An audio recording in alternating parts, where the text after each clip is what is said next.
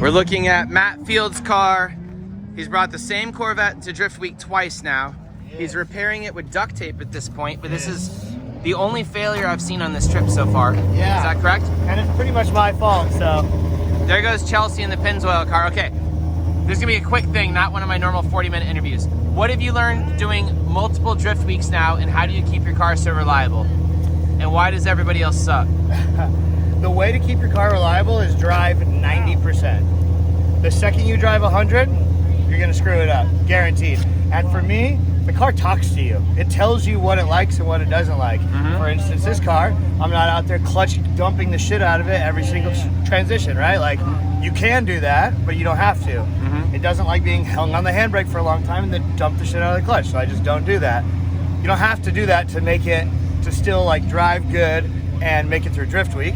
Because at the end of the day, no one cares if you like dump the clutch super hard and way back in the back of the corner, right? The only thing that's gonna happen is your car is gonna break. So, I have found to just drive smart, drive at 90%, and chances are you'll be just fine. At something like this. Was this 90%? No, this is full dickhead. That's why, yeah. But also, the headlight tabs were broken, and I just barely bumped Andy with the front bumper, and it just pushed the headlight into my own tire. So, it was like my headlight was sucked in my suspension and tire. So, totally my fault. Just Corvette things.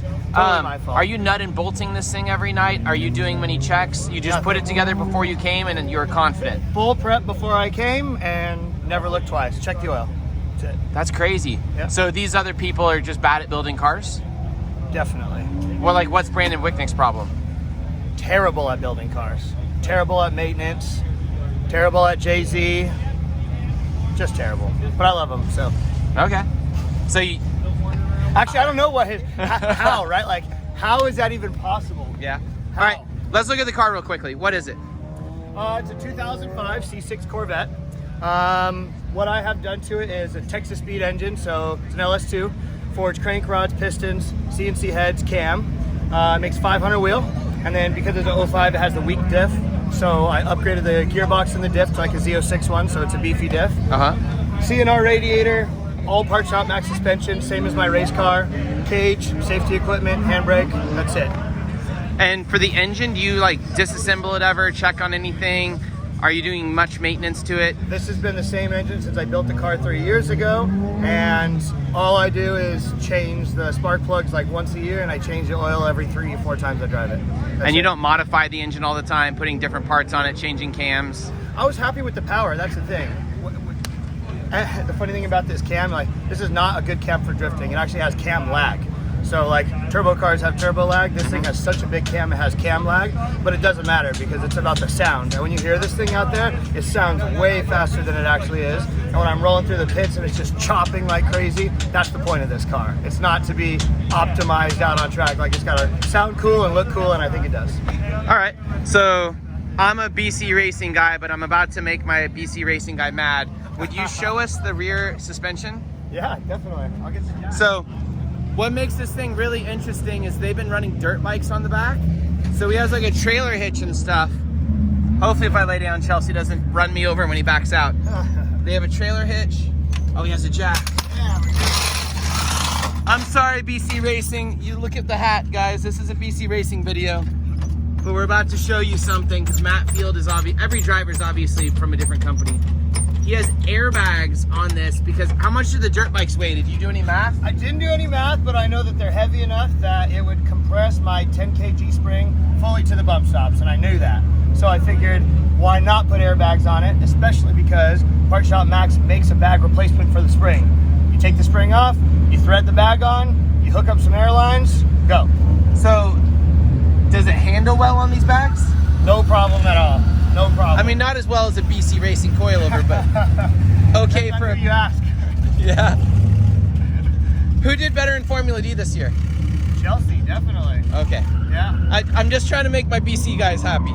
Okay. BC guys are plenty happy. It's all right. I know. We're doing something unique and strange, but for good reason, right? I had to carry dirt bikes. I had to put airbags. No, I'm this a Part is Shop really Max guy. It's just part of the deal, you know? So, is this a kit that they can buy? Yep, anybody can just buy it, and actually Part Shop Max has, they call like a static bag line kit. Yeah. So instead of having to run like a pump and a tank and a regulator and a height sensor and all this, you can put bags on your car, run mechanical lines, like watch, I'll show you right up here. Wait, let me show this again real quick before we get to that. He's doing that. So it's an airbag just like on a coilover. That is so crazy. I really want to put airbags on my Humvee. Yeah, you should. So I keep it simple. I have a pressure gauge and a Schrader valve, and I just fill it up with my little D-wall air compressor, go to the bag pressure, view the bag pressure right here, and send it. So on my truck, I find, so you don't have any spring in here, right? No spring in the So back. on my truck, I run a, you want to take your ice out? Yeah, I need to set my whole cooler up, cool down my beers. On my truck, because of the way the airbag, I don't have any reason I'm saying this, but I was gonna say on my truck, I have a spring, a helper spring, and then an airbag. And if I don't set them up properly so that the helper spring interferes with my trailer down and everything, it rides terribly. So my truck actually only rides really well at crazy air pressures of like 100 PSI. What air pressures do you run in this thing? And like, how much adjustability and all that stuff is there? So it's cool because the airbags are linear. So as they compress more, the pressure goes up, the spring rate gets stiffer. But you can set your static pressure with it sitting on the ground, and there's no recipe for it. It's just like you put 50 PSI in your bags, you set your ride height, and you go out and try it and see how it feels. And if it's too soft, then you put some more air. And if you don't like the ride height, because as you increase the air pressure, it's going to increase the ride height, then you adjust the actual body of the coilover. So I kind of asked around, and people were like, 50 to 60 is like a good range for driving. So I set it at 60, set my ride height, ripped up and down the street. I was like, this feels fine, no difference. And then when I put the bikes on, I jack it up to like 95. And then it levels out the car, so my ride height's where it should be, and it rides great. So there wasn't much like testing and stuff back and forth. You just put air in it, you felt 50 was good because some people, and that was it. Yep. I just think it's funny.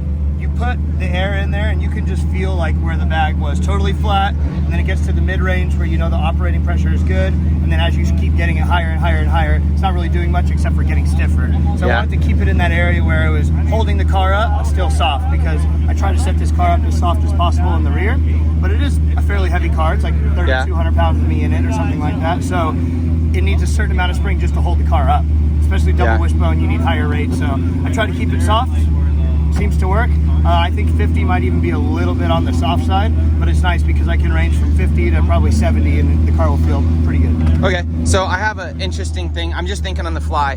What is stopping you from running this on a Formula D car? And it would be so easy to run this line up there and just put it on a bleeder, and you could literally just poke it with a pin or do anything like that easy and bleed down in Formula, like, you know, when you're actually drifting for more grip or to move your spring rates around. So FD has like no cockpit adjustable suspension as far as anything, no sway bars, no shocks. You can't even have like those TN EDFC shock. What if you're dude in the pits, you just roll by and you're just like up in grid, you're like, give me 3 seconds on that. 100%, you can do that. Would it be any type of reason to do it? I think, because I was close to running airbags a couple years ago, and I think Chelsea tested it out and he decided not to. I think the year after they kind of like outlawed it. I think you have to have a coil spring is what's mandatory now. Oh, yeah. So they don't allow airbags. I could be speaking wrong, but I'm pretty sure that you can't. And it doesn't do anything wacky with like dampening or rebound or anything weird? So what's cool is that this is actually a triple adjustable race car shock off my race car. Triple so adjustable ridiculous. Race shock with an airbag on it. So it's great, so I can tune in the compression, the rebound, like high speed, low speed, you know. And does it work the same? Oh, definitely. And it's funny because I cranked it up pretty high because I was at a grip day with this. So when I do grip day stuff, I put stiffer springs in the back and I crank up the compression and crank up the rebound. And I just left it to see how the car would handle with the bikes on there. And it was great. Like, it doesn't bounce up and down the freeways. And I was like, oh, I'll just leave it as is and go see how it is out here. But because the airbag is pretty soft initially, it's great because the spring is really soft, but it has pretty stiff compression and stiff rebound on the valving. So the car handles great. Like, I throw it in, it sets, and then it stays right there. I was able to throw huge big entries, set on the left rear tire, pick up the throttle immediately here, and I like it actually. So this is part of doing just like a stunt, which is putting the dirt bikes on the back. Once you're done with that stunt, are you going to take these back off, or are you going to leave them? I don't know. I told myself I'm probably not going to like it. I'm going to take it off immediately as soon as I'm done because these are silly. But after driving with them, I'm like, it's fine. And now I have a hitch on the back, so maybe I just bring my dirt bikes everywhere. And very lastly, I would be using these on my Humvee for height adjustability and for comfort. Right, comfort, You don't actually do height adjustability really on here because you would do that on the actual collar and stuff. Right. So you'd raise and lower that. But would you, like, is there any real height adjustability in the thing, or would it mess up the handling too much to use the airbag itself for height adjustability? So Does that make sense? If you're doing like 5 to 10 pounds worth of air pressure and that gets you the height adjustability that you want, that's totally cool. But what the point of this all is be like, I have a number. My number is 65 PSI. It feels great at every track that I run. I can daily drive with it. I can drift with it. I love it. So if 65 is your number, then you would set your ride height to be exactly where you want afterwards. Okay. In the testing phase, if the car's a little bit higher, a little bit lower, but you're figuring out your pressures, whatever. But let's say I figured my number is 65 after this trip, that's everything I will ever need. I would go ahead and set the ride height on the car to match 65 for where I want to drive. Okay. Yep. But that's why it's cool, because you have two things to work together, but they're not so far apart that in the learning phase you can't work together with them. It's not like, oh, I lowered it 5 PSI, it lowered my car a 1/4 inch, let me go adjust it. Like, no, just set the pressure, go out and try it. Okay, cool. Very last thing, and you build vet cages, right? We do. I have, so this kind of is in my wheelhouse. Our Lone Star drift drivers are caging Corvettes, and they're the worst cages you've ever seen. It is embarrassing. They're dangerous. Like Ian McDougall's car over there, it's pretty bad. It makes the visibility through the front windshield like 6 inches tall. I'm sure you know what I'm talking about. I've seen many. The head pillar is just like murder, like right here. Lower than the helmet. Can we see your cage real quick? Oh God. Oh, the jack. That was close. Yeah, oh, that hurt. Aaron. That wasn't there when I first walked by. All right, let's see. All right, look, see? That's the point. You can't even see it. You can't even see it. Yeah. All right. So how'd you do this? It looks like there's a bend right here. All right. So that bends up. So the only way to do a tight vet cage is 4 bend A-pillars. This is totally legal, SCCA, road racing, Formula Drift, all of that. I don't know about drag racing, but it's legal. But let me tell you, doing a 4 bend A-pillar was, my mind has never been so twisted and backwards ever. I pride myself on being a pretty smart engineer type mind. Like, I can build roll cages, I'm good with my hands, I'm good with my brain. This hurt my head for sure. And I messed up 3 of them in doing it, but we got it. You know those like laser cut ones that yeah, the cage kits. Chair Slayer's doing? Yep. Does he build one of these yet? I think he saw this car and was like, I need to do it like that. And so actually next week I'm going to be working with him on like some pictures, some measurements. Obviously he knows what he's doing. He can scan the car and he'll do something probably even better than this. But yeah, this is how it has to be done. And when that stuff is being bent, right, it gets drawn through a machine, bent, twisted, drawn through a machine, bent, twisted. You're going to have perfect symmetry. This, like, I was the one to do with the symmetry, and it's hard. No joke. Everybody makes terrible vet cages though. Is this a factory piece right there? Yeah, I haven't seen that with the plastic and off. this is aluminum. Okay. Yep. So you're not going to cut that. You got so close it could almost rub and make squeaky noises. And then that's the thing too, is putting this tube in a location where it provides good like head clearance and window vision. But when you do that, it looks dumb unless you add this tube. So you have to put this where it just needs to be out of the way, but add this tube and then it looks great. Is this pretty much just a secret right here, this bend? Yep, 4 bend. Okay. Because you have 1 in the back, 2, 3, and then 4 down on here. Right. But everybody else just has this go up and then they just come across right here. Yeah, exactly. And it's awful. Because they'll do 2 bend, right? So it won't have a bend back here going down to the cage. Yeah. And also if you look inside here, I cut out of my top. Okay. No one cuts out the top. But it's magnesium, the top. So when you're cutting it, be careful. It will like catch on fire. You have to cut a little bit, blow the dust away, cut a little bit, blow the dust away, because the inner liner, the inner skeleton here is magnesium, so be careful. Okay, mind if I sit in it real quick? Please. All right, let's see what this is like. This is not going to be one of my 45-minute interviews. Yeah. Real quick, man. We're at 14 minutes. All right, this is pretty good. I'm still pretty close, and that's just because Matt's tiny, and his seat is nowhere near the bottom. So if I sat a couple inches lower, this is really good visibility. The window banner actually comes down farther than the cage, which is not like the other cages on these. And he looks like he cut in some places and stuff, and this fits really, really well. Do you do these professionally for like, you sell these? Or is you're like, nope, too hard? My stuff is all customer, so you bring your car to my shop, then we do. We built 3 cages like this, Rich and another one, and it takes a lot of time, it's really expensive, but like you said, like no one does it like this, so we You either pride ruin the ourselves. car or you do it right though. Exactly. Like in an You're S gonna put a chassis, cage in the car and you want to ruin a Corvette, you do it right. the S chassis and stuff, you can absolutely like half-ass a cage. Doesn't matter. Because there's a lot of space. Yep. You cannot do that in a Corvette or else it's miserable. Yep. All right, I'm gonna let you go drive. Okay. Oh, show me underneath the hood real quick. Okay.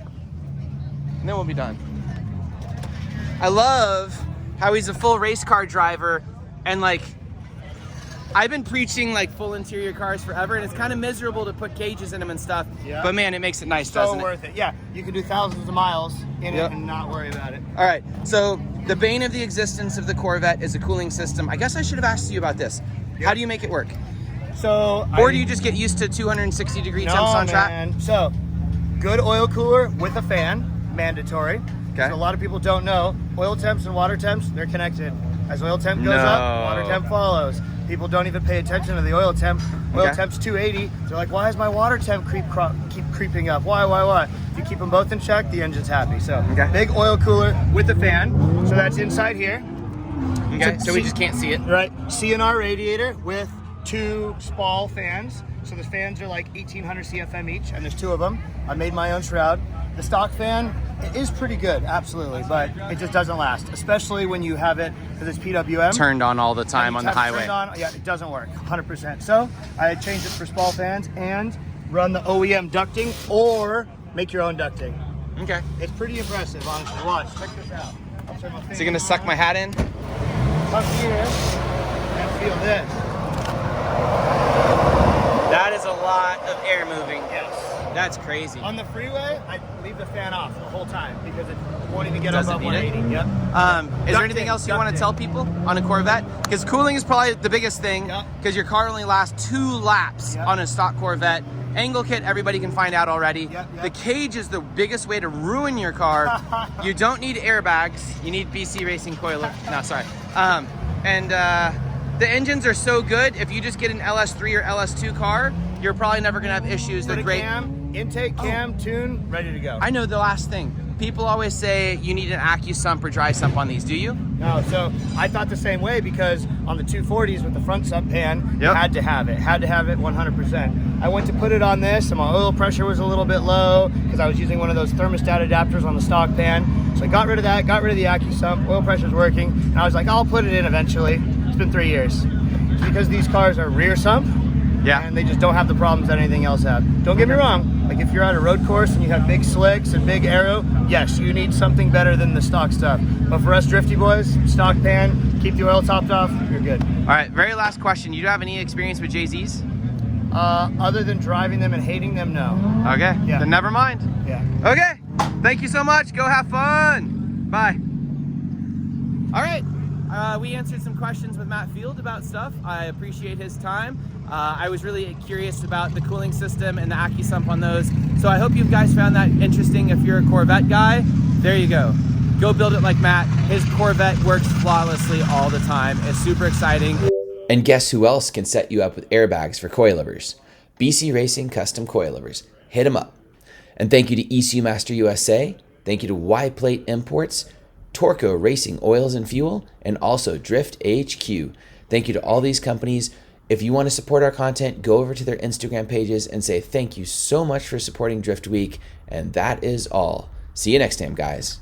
Bye.